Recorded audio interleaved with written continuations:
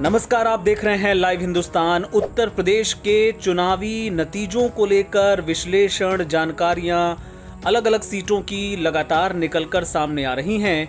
इस वीडियो में एक ऐसी ही सीट की हम बात करेंगे जहां एक दिग्गज नेता, केंद्रीय मंत्री को हार का सामना करना पड़ा। कई दिग्गज इस बार चुनावी मैदान में जो उतरे थे उन्हें धूल चाटनी पड़ी और इस वीडियो में खास तौर पे जिक्र होगा मुजफ्फरनगर सीट का। मुजफ्फरनगर सीट पर मुख्य मुकाबला बीजेपी के संजीव बालियान और समाजवादी पार्टी के हरिंदर सिंह मलिक के बीच था। हरिंदर सिंह मलिक ने यहां 24,672 वोटों से संजीव बालियान को चुनाव में शिकस्त दे दी। बहुत ही तगड़ी फाइट दोनों के बीच थी। मुख्य मुकाबला इन्हीं दो प्रत्याशियों के बीच माना गया और अंतिम राउंड तक हरिंदर मलिक 24,000 की बढ़त लेकर इस चुनाव को जीतने में कामयाब रहे।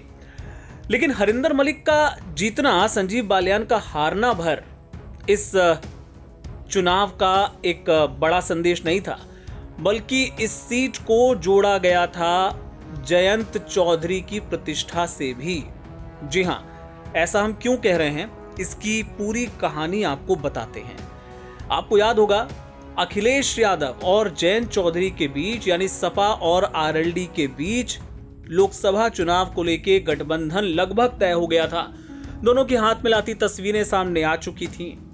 लेकिन बताया जाता है कि मुजफ्फरनगर सीट को लेकर दोनों के बीच मतभेद पैदा हो गए।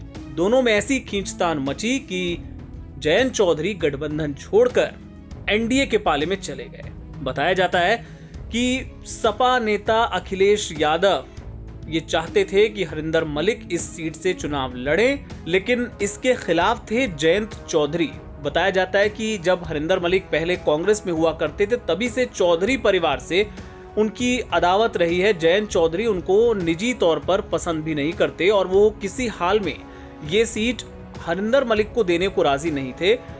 जबकि अखिलेश का यहां तक कहना था कि अगर हरिंदर मलिक आरएलडी के टिकट पर भी लड़ जाएं तो भी उन्हीं को उम्मीदवार बनाया जाए, ताकि संजीव बालियान जैसे दिग्गज को यहां पर चुनाव हराया जा सके।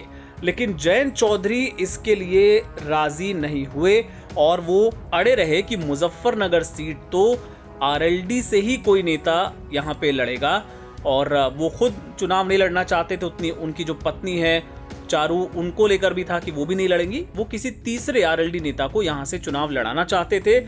लेकिन सपा अध्यक्ष अखिलेश यादव हरिंदर मलिक को जुबान दे चुके थे और वो भी इस बात पर अड़ गए।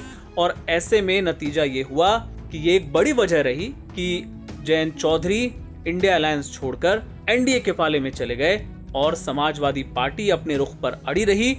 और यहां मुकाबला हुआ संजीव बालियान वर्सेस हरिंदर मलिक का, क्योंकि एनडीए में जाने के बाद भी जयंत चौधरी अपना उम्मीदवार यहां से नहीं उतार पाए। यहां से बीजेपी के संजीव बालियान ने ही चुनाव लड़ा। बहुत ही कांटे की टक्कर हुई और अंततः हरिंदर मलिक ने ये चुनाव अपने नाम किया। और इसके बाद अब ये माना जा रहा है कि जो जाट वोटर था उसने भी जयंत चौधरी का कुछ इलाकों में, जहां प्रत्याशी उनके समुदाय का था, उन्होंने उनका साथ छोड़ दिया और इसी वजह से हरिंदर मलिक यहां पर जीते, जो कि निजी तौर पर जयंत चौधरी यानी छोटे चौधरी के लिए भी एक बड़ा झटका माना जा रहा है। और अब कल जब प्रधानमंत्री एनडीए की मीटिंग को संबोधित कर रहे थे, वहां जिस तरीके से जयंत चौधरी को मंच पर जगह नहीं मिली, उन्हें बाकी जो तमाम सांसद थे एनडीए के, उनके साथ वहां पर बैठाया गया, वो तस्वीरें भी वायरल हो रही हैं। और इसको लेकर भी जयंत चौधरी पर खूब तंज कसे जा रहे हैं। एनडीए में उनकी हैसियत क्या है, इसको लेकर उनके विरोधी सवाल खड़े कर रहे हैं। बहरहाल ऐसी और सीटों का विश्लेषण अभी हो रहा है। आप तक अलग अलग वीडियोस में अलग अलग जानकारियां, दिलचस्प जानकारियां लेकर हम आते रहेंगे। आप देखते रहिए लाइव हिंदुस्तान।